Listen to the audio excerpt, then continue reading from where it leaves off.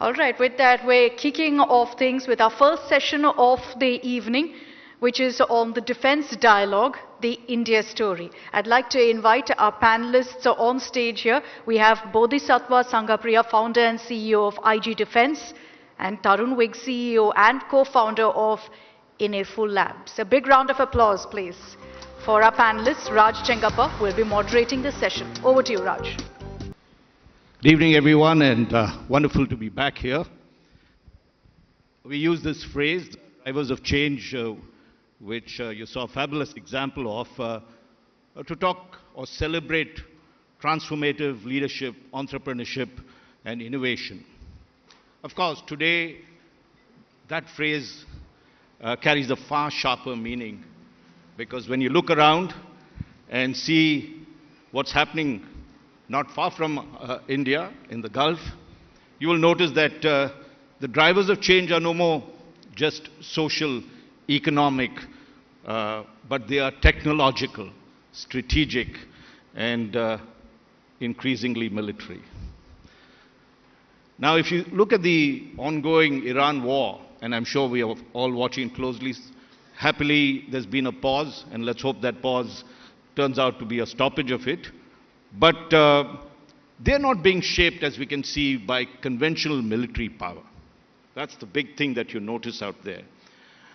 They are being shaped by drones that can strike deep and are cheap, and by invisible cyber capabilities that can disrupt nations without a single shot being fired from a conventional weapon.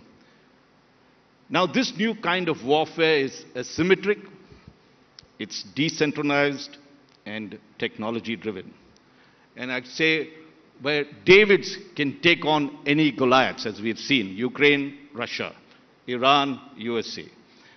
And the countries that are able to define this balance of power will be the ones that really will stay ahead of the curve.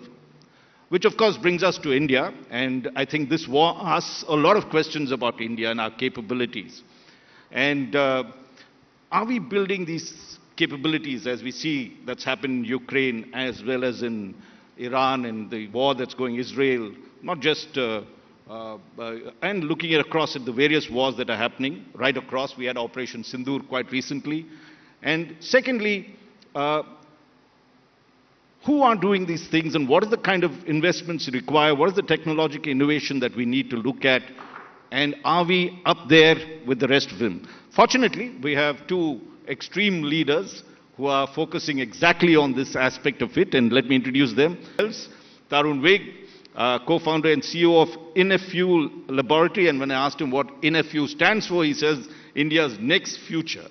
And he's built AI-driven intelligence and cybersecurity for the armed forces, and they're already in use. I think one of them goes and with the name, and this is fascinating, his instruments or data platforms or data intelligent platforms is called Prophecy, and he supplied it to the Indian Army, the armed forces, as well as to the NIA and the National Terrorist Research Organization.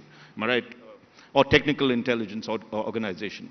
So let's give them a very, very warm round of applause. And from the cyber and intelligence side that we've seen, these conflicts are not just kinetic. When we say kinetic, the use of force, but also data-driven, AI-enabled.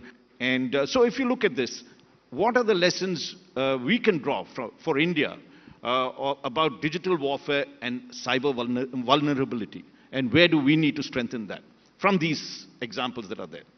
See, warfare as we knew it earlier doesn't... Little into the mic, I think, yeah. Is it better now? Yeah, yeah. Warfare as we knew it earlier does not exist anymore. In the next 5 years, you will see the entire border on the eastern side being manned by humanoids. You know, that is going to happen. Interesting. The humanoid industry is increasing at such a rapid rate. With China leading the race, you will not see soldiers on the border. You will see humanoids. When we talk about warfare today, it is asymmetric warfare, right? As both mentioned, you know, you have countries like Iran standing up to US and Israel together. You have Ukraine standing up to Russia. When we talk about asymmetric warfare, today the entire warfare, the entire concept of decision making is driven by artificial intelligence. You have AI-driven decision support systems, which are churning out millions of data points at speeds unfathomable and giving you real-time decision-making prowess, telling you exactly what the enemy is likely to do next, where can the next infiltration attempt be, and what can you do to counter it. I think in the next 4 or 5 years, as a country, what we will have to be extremely cautious about is how the same AI is going to be used to influence the mood of the nation. You will rapidly, maybe as soon as the 2029 elections, you will see deepfake videos, deepfake images becoming popular across social media. And when I say popular, in the morning you will start watching a video, not even knowing it's a fake video. And it will increase communal tensions to a level we may not have thought about earlier. Those are few things as a country we will have to counter as we go ahead. One of the issues that we have when we're dealing with intelligence, AI intelligence coming in warfare, is that we are reactive. We're looking at things and then reacting and striking back. Where would you say have we moved when it comes to predictive AI-led threat detection? I mean, where you are able to predict, okay, this guy is going to do this and you're ready for it. See, the challenge in any AI system, the challenge is always information. What all data points do we have? If I talk about the Kargil war, which took place in 1999, the entire Indian Army military intelligence during that war was in the army headquarters. They slept there. And it used to take them up to 2.5 days to process all the intelligence, all the data which is coming to them. It used to take them 2.5 days to process that data, get some intelligence out of it, and then be in a position to react. In Operation Sindoor, by the time Operation Sindoor happened, this entire process had been reduced to 30 minutes. The moment the data comes in, and we are talking about data coming from multiple sensors, 5,000 plus sensors across the country. All of that data getting churned in less than 30 minutes, and you get a real-time idea of what the enemy is planning to do next.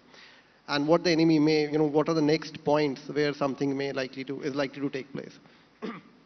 With the number of sensors increasing, this is just going to increase. The amount of data that we are churning today is going to increase.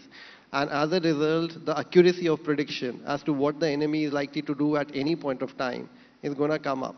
So this is where India is heading right now. Okay, let's flip it to the other side in some senses, okay? We do have a software advantage in India. Whether this really helps, we were software leaders, one. And if you look at the areas we are most vulnerable today, whether it's infrastructure, data systems, or human intelligence gaps, when it comes to cyber threats, what would you advise India to be doing at this moment? Personally, I think the vision at the top has to change. We have people working in silos. Right. Our organizations are still top-driven. If you have the right head at the top, who has a vision, the organization works brilliantly during the tenure of that officer. The moment he goes, a new person comes in, and if he doesn't have the vision, the organization loses its way. So one thing which we really need to move away from is moving away from people-centric policies to process-centric organizations, where the organization has a vision. China has done it. They did it since 2006. I mean, if you look at it, 2006, none of us had really heard about Huawei. 2020, they were the most valuable company in the world. They took on from where US left off. In 1990, US had a doctrine, that the next warfare is going to be the information warfare. The next century, information is the key to being a superpower in that century. US ended up funding organizations like Facebook. They ended up funding Google. The Google map that we use today was actually a company called Map, acquired by Google, using the funding done by CIA. Right? So US started investing in these companies, and China followed suit. India, at the top level, we will have to start following this philosophy. If we really need to compete at that level, we will have to start following the same methodology. Okay, I'm going to get a little personal now. What's your background and how did you get into this? So, while I was in college, I was running a company in information security, providing information security training to college students and providing information security services to multiple corporates. During the course of doing all of this, I was still in college. I met an army officer. College is where? I was in Delhi. Delhi, okay. So I met an army officer, and I was telling him about information security, that we can protect the army's intranet and, we can protect their infrastructure. And he said, we don't want security. Can you teach us cyber warfare? So we ended up setting up India's first cyber warfare center for Indian Army. And we are talking about way back in 2008. That's how the journey started. And after that, the journey, during cyber warfare, during all of that, we realized that the amount of data that is getting churned is humongous. And you need systems to be able to analyze that data. You can't manually read terabytes of data in a day. You need a program, you need a solution which is able to read all that data, make sense out of it, and tell you what to do next. And that's how our AI-driven intelligence fusion system came into existence. How many people do you employ, and how does your office look? I mean, we've never been into a high-security intelligence unit. We are right now a 340 people company. 340? 340 people company spread across 6 locations. Okay. And you just have computers in front of you, or what? Yeah, we actually only have computers in front of us. Those are our weapons. The drivers of change, let's give them a very, very warm round of applause for this. Thank you very much. Thank you very much, gentlemen. Once again, a big round of applause, please. I loved the personal anecdotes in particular in that session. Thank you so much, Raj, for moderating that session.